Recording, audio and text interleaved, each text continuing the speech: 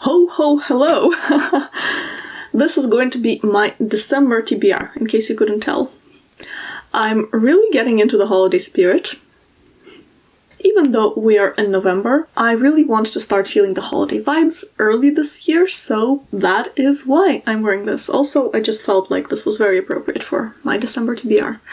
Although I don't think I actually have any Christmas books on the list, so if you have any Christmas book suggestions for me, I would love to hear them, and please put them in the comments down below. Let's get into the TBR. The first two books that I would like to read in December are the first two books of A Song of Wraiths and Roon.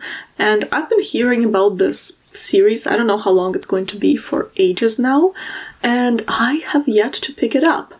All I know is that it's kind of about mythology, and it has a pretty cover, and that is it. So let me just read you the synopsis really quickly. For Malik, the Solstasia festival is a chance to escape his war-stricken home and start a new life with his sisters in the prosperous desert city of Zeran. But when a vengeful spirit abducts Malik's younger sister Nadia as payment into the city, Malik strikes a fatal deal: kill Karina, crown princess of Zeran, for Nadia's freedom. But Karina has deadly aspirations of her own. Her mother, the Sultana, has been assassinated, her court threatens mutiny, and Solstasia looms like a knife over her neck. Grief-stricken, Karina decides to resurrect her mother through ancient magic, requiring the beating heart of a king. And she knows just how to obtain one, by offering her hand in marriage to the victor of the Solstasia competition. When Malik rings his way into the contest, they are set on a course to destroy each other. But as attraction flares between them and ancient evils stir, will they be able to see their tasks to the death? Ooh, and apparently this is actually a duology, so it is now complete, since the second book is out. From the synopsis, I'm not super impressed with it, but I know that it is recommended by so many people, and it actually got really good reviews, so I'm still going to pick this up, hopefully. If you've seen some of my other TBRs, you know that I always have a very lengthy TBR for the month, so that I kind of have things to choose from, because I'm a big mood reader, so I just read whatever kind of feels right to me at the moment. And I like to have a longer list for the month, so that I can go there first when I'm looking for my next book to read. The next three books are the Dandelion Dynasty trilogy, and I don't actually know anything about these either, except that they've been on my TBR for a long time, so it is now time to pick them up. I believe the third book came out recently, so let me just read you the synopsis for the first one. Okay, so actually it is not a trilogy, it is a fantasy series. So it's not complete, but that's okay. We're already 3 books in, so I feel like this is a good point to kind of jump in. Alright, the synopsis. 2 men rebel together against tyranny and then become rivals, in the sweeping book of an epic fantasy series from Ken Liu, recipient of Hugo, Nebula, and World Fantasy Awards. Wow, impressive! Willie, charming Kunigaru, a bandit, and stern, fearless Mata Zindu, the son of a deposed duke, seem like polar opposites. Yet, in this uprising against the emperor, the two quickly become the best of friends, after a series of adventures fighting against vast conscripted armies, silk-draped airships, and shape-shifting gods.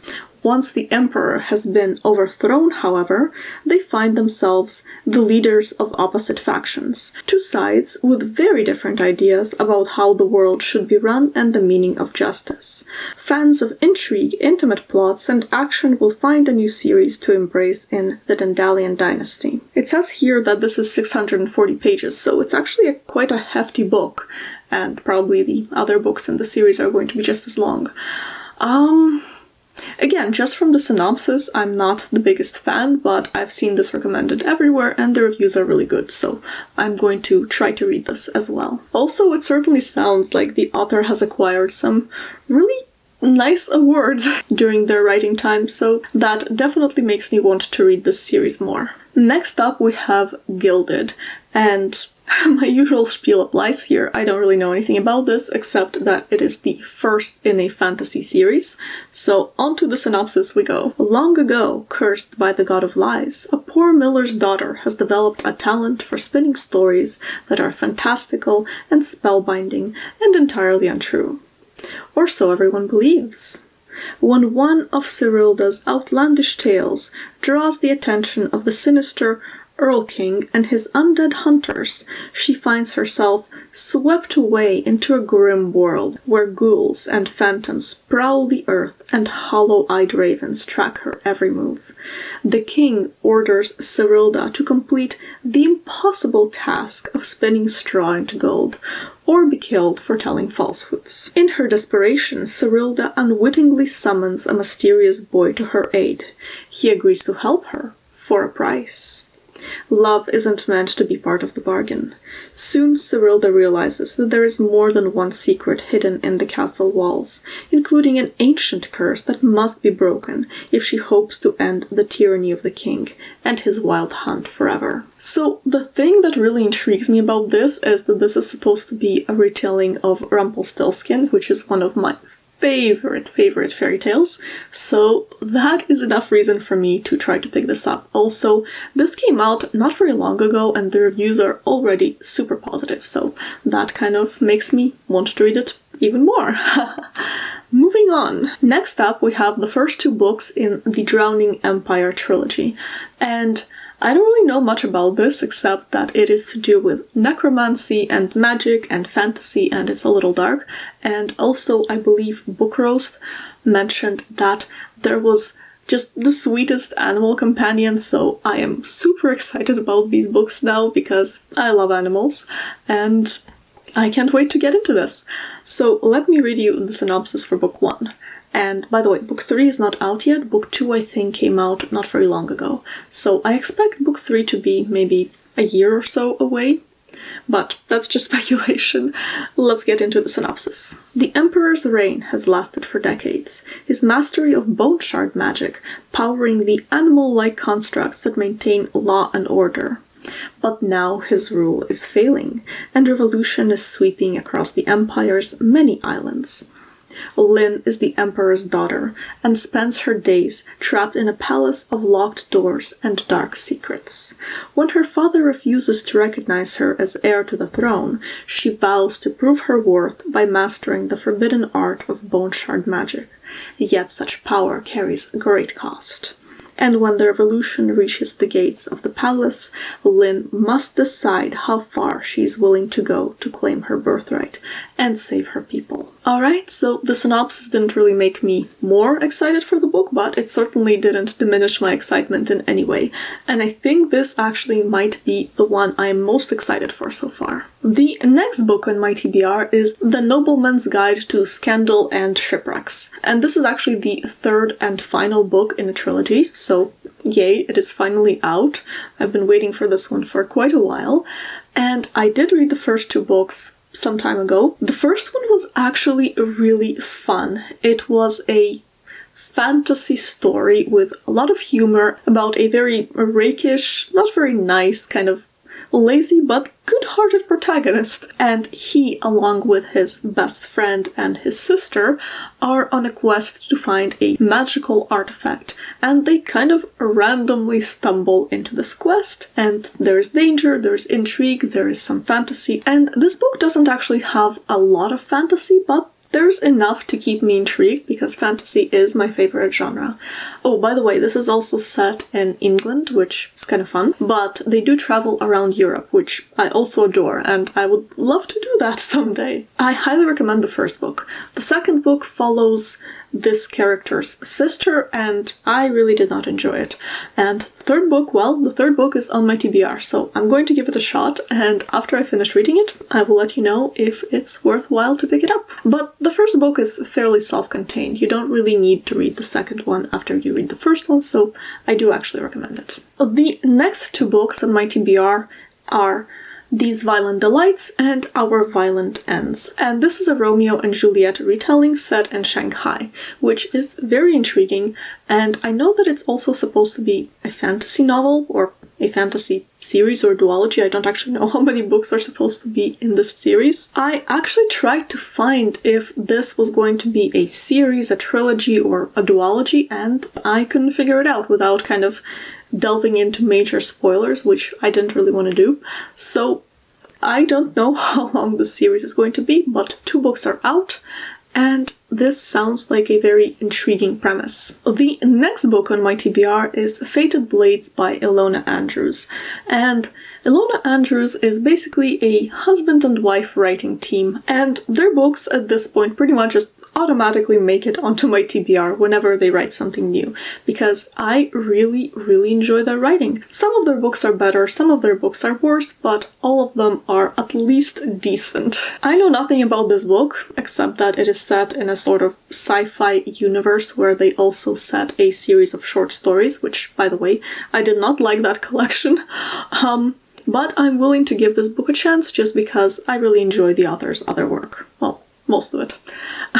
And if you are interested in reading some of the books that these authors have written, then I recommend the Kate Daniels series and the Innkeeper series, and actually the Edge series, but I only recommend the first 2 books from that series, actually. If you want to try them out, try there. They write mostly urban fantasy, although Fated Blades, which is the book that is on my TBR for December, is actually sci-fi, so we'll see how that pans out. Next up, we have A Hard Day for a Hangover, and this actually comes out on December 5th, and it is the 3rd book in a series that I started in November, and honestly, I don't really recommend this series.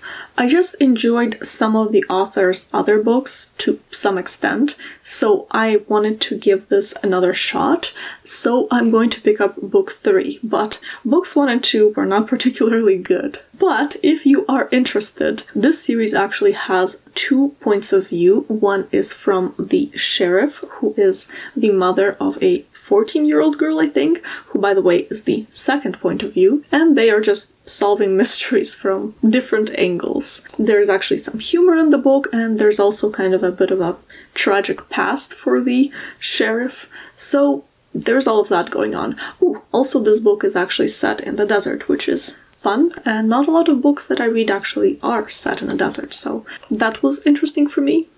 Other than that, I didn't really like the books because I didn't like the pacing and I didn't like the writing, or the plot for that matter. But I'm still going to try book 3. Next up, we have Heartstopper Volume 4, which comes out on December 7th. And Heartstopper is a series of graphic novels about 2 boys who kind of fall in love, and it's sweet, it's nice, and it does tackle some more serious issues like depression, and I feel like it tackles them fairly well. So this is just a really feel-good series of graphic novels, and each novel is very quick to read, so I do actually highly recommend this. And the final book on my December TBR is All of Us Villains, and I actually don't remember anything at all about this book, so let me read you the synopsis. I know that I was intrigued by it for some reason, because otherwise it wouldn't have made it onto my TBR, but yeah, I have no memory of what intrigued me about it. And before we get into the synopsis, I read a little bit about it, and I remembered why it intrigued me. And what intrigued me about it was that it's supposed to have Game of Thrones, Hunger Games, and V.E. Schwab vibes. And I am kind of interested in all of these, so I thought that this would be fun to read. Alright, the synopsis. The blood moon rises. The blood veil falls. The tournament begins. Every generation, at the coming of the blood moon, 7 families in the remote city of Ilvernath each name a champion to compete in a tournament to the death.